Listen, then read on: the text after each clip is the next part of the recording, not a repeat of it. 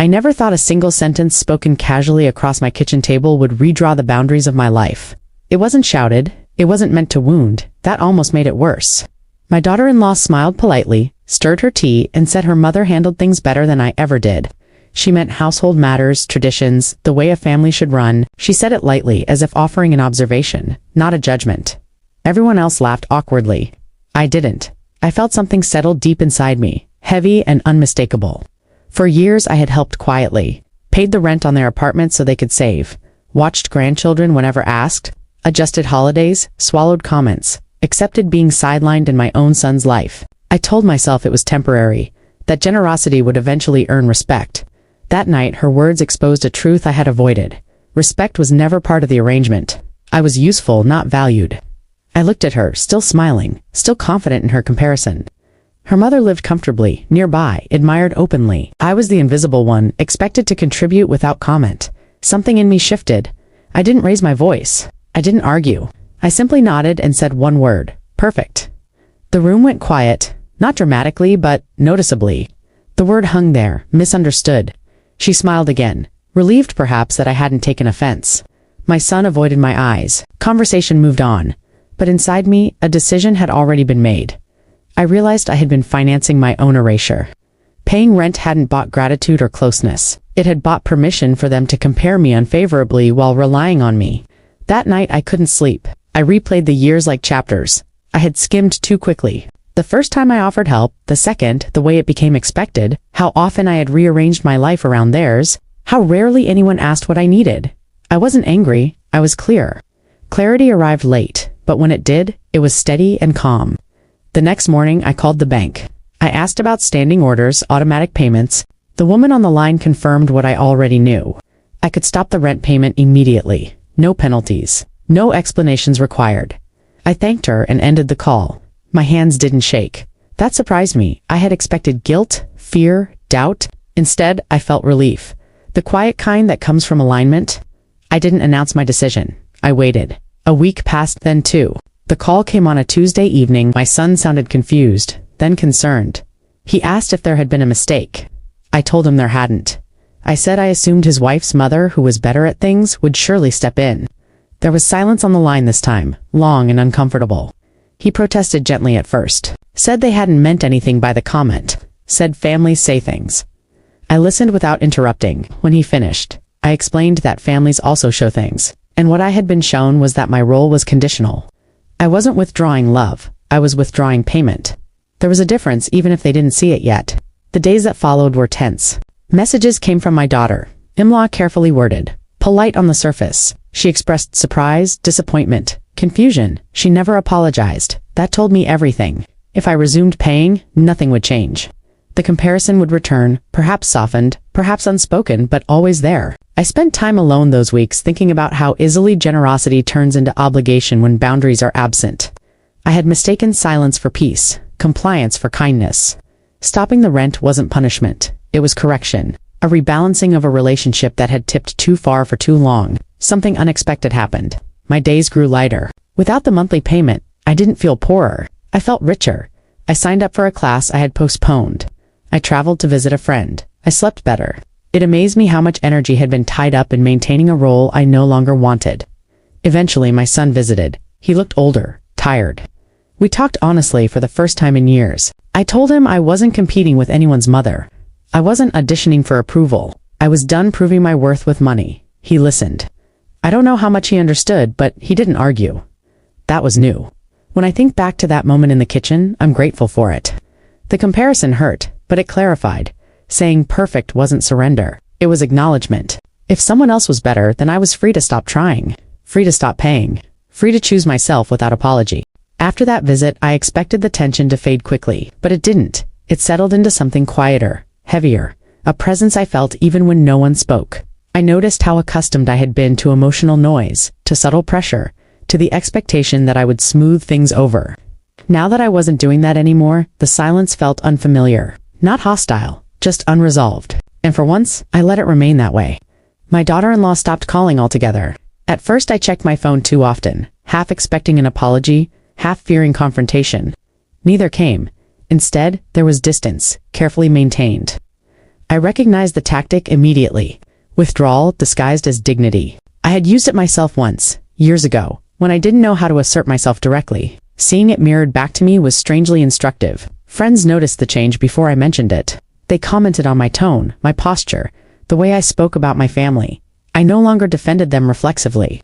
I didn't rush to explain their behavior or excuse their words. I simply described what had happened and how I had responded.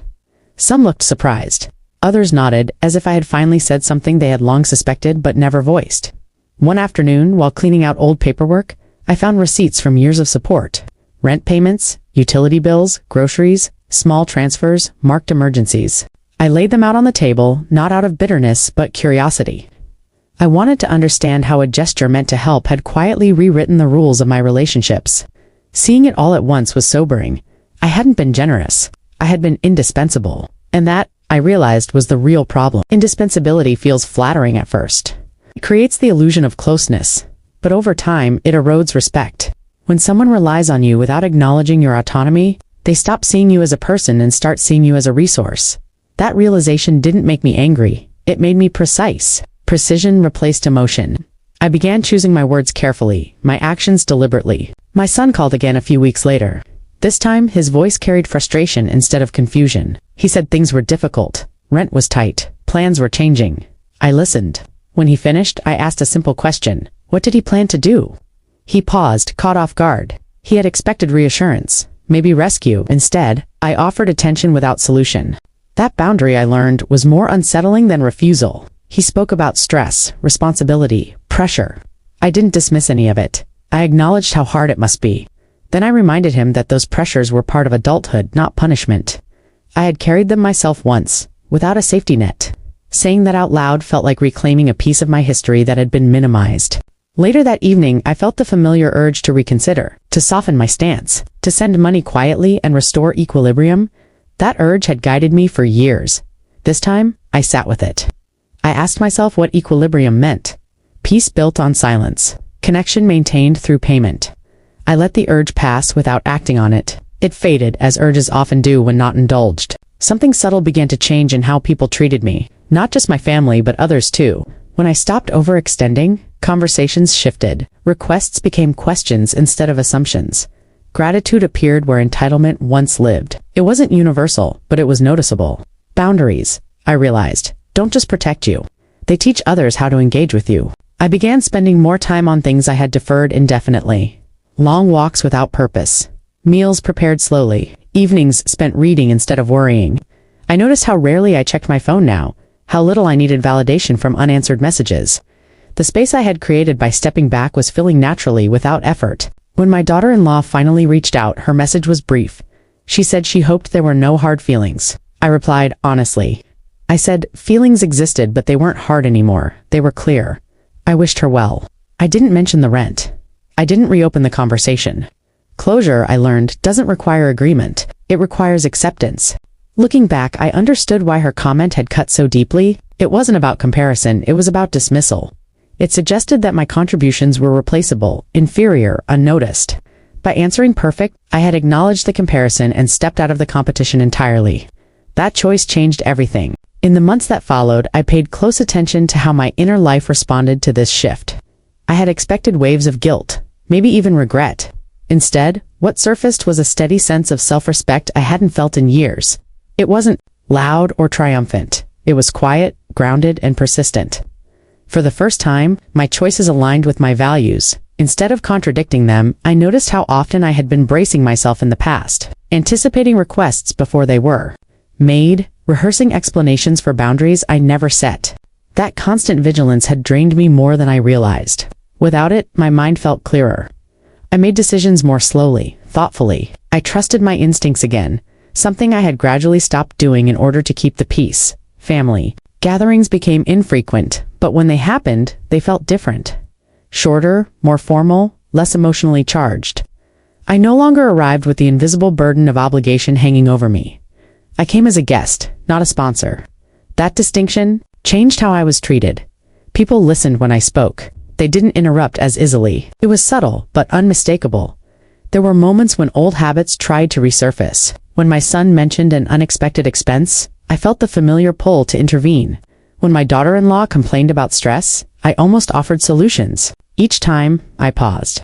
I reminded myself that adulthood includes discomfort, and growth often begins there. Stepping back didn't mean I didn't care. It meant I trusted them to navigate their own lives. I also reflected on my own upbringing. On the lessons I had absorbed without questioning, sacrifice was praised, self-denial was admired, speaking up was considered selfish. I had carried those beliefs into motherhood and beyond, assuming they were virtues. Only now did I see how incomplete they were. Generosity without boundaries isn't noble, it's unsustainable. As weeks turned into months, my relationship with money changed too. It was no longer a tool for maintaining harmony or earning relevance. It became neutral again, a resource rather than leverage. I budgeted differently, not out of fear, but intention. I planned trips, invested in experiences, supported causes I cared about. Spending became an expression of choice, not obligation. One afternoon, I ran into an old acquaintance who knew my family well. She asked how everyone was doing, then hesitated before asking about the rent situation. News had traveled faster than I expected. I answered calmly, without defensiveness. I said I had made a change. She nodded slowly, as if reconsidering something in her own life. That moment reminded me that our choices ripple outward, often in ways we never see. There was a surprising benefit I hadn't anticipated. Without the financial tie, conversations with my son became more honest. He spoke about his frustrations more openly without the undertone of expectation. I listened without feeling responsible for fixing them. Our relationship, stripped of its imbalance, began to reset. Not perfectly, not quickly, but authentically. I realized then that stopping the rent hadn't damaged the relationship. It had exposed it. Whatever survived afterward was real. Whatever didn't wasn't meant to. That clarity was worth far more than the money I had been sending each month. At night, I sometimes revisited the memory of that kitchen table, the casual smile, the comparison. I no longer felt the sting. Instead, I felt gratitude for the moment it revealed the truth so plainly. Without it, I might have continued indefinitely, confusing endurance with love. The word perfect echoed differently. Now, it no longer sounded ironic. It sounded final, an ending to a role I had outgrown. By accepting their judgment without protest, I had reclaimed my autonomy. I had stopped negotiating my worth. And in doing so, I discovered a version of myself that felt steady, complete, and finally at ease. The final shift happened quietly, without confrontation or ceremony. It showed up in the way I woke up each morning without a knot in my chest, in how I no longer rehearsed conversations that hadn't happened yet. Peace, I learned, doesn't announce itself. It settles in when you stop betraying yourself. My daughter-in-law eventually reached out. Not with an apology, not with humility, but with practicality. She asked if I would reconsider, said things were tighter than expected, said rent prices had gone up. I listened without interrupting, without anger. When she finished, I told her I hoped things worked out, but my decision hadn't changed. There was a pause on the line, long enough for me to imagine her surprise. I ended the call gently. What surprised me most wasn't her reaction, but mine. I didn't shake afterward. I didn't replay the call in my head. I simply moved on with my day. That was when I knew something fundamental had changed. The need to be approved of had loosened its grip. My son visited a few weeks later, alone. We sat on the porch, the same one he'd played on as a child. He didn't argue, he didn't defend. He just said he hadn't realized how much pressure I'd been under. It wasn't an apology, but it was an acknowledgement. I accepted it for what it was. Healing doesn't require perfection. It requires honesty, even partial. We talked about ordinary things, work, weather, the neighbor's dog. And for the first time in a long while, I felt like his mother again, not his backup plan. That distinction mattered more than I could explain. As time passed, I noticed how differently I carried myself. I spoke with more certainty. I took up space without apologizing for it. I stopped explaining my choices unless I wanted to. The world responded accordingly. People tend to respect clarity even when they don't like it. I also learned something unexpected about love. Real love doesn't demand some erasure. It doesn't thrive on comparison or compliance. It grows where respect lives. By stepping back, I hadn't withdrawn love. I had refined it. There were still moments of sadness. Letting go always comes with grief, even when it's necessary. But the sadness passed more quickly now, unburdened by resentment. I allowed myself to feel it without drowning in it. One evening, as I sat alone with a cup of tea, I realized I no longer felt lonely. Solitude felt different when it was chosen instead of imposed. My home felt like mine again, not a resource. To be managed or justified, I thought about how many years I had spent believing that being needed was the same as being valued. It isn't. Being valued doesn't require depletion. It allows room to breathe. If I could speak to the woman I was, before that kitchen table moment, I wouldn't warn her. I would thank her. Thank her for enduring long enough to recognize when it was time to stop. Thank her for choosing dignity over comfort. When my daughter-in-law said her mother was better than me, she thought she was diminishing me in truth. She freed me. By answering perfect and walking away from the arrangement, I stepped into a version of life that asked less and gave more. This isn't a story about punishment or revenge. It's about boundaries and the quiet power of self-respect. It's about understanding that you don't owe anyone access to your resources, your time, or your peace, simply because of a title. I still love my family. That never changed. What changed was how much of myself I was willing to lose in the process. And that, finally, made all the difference.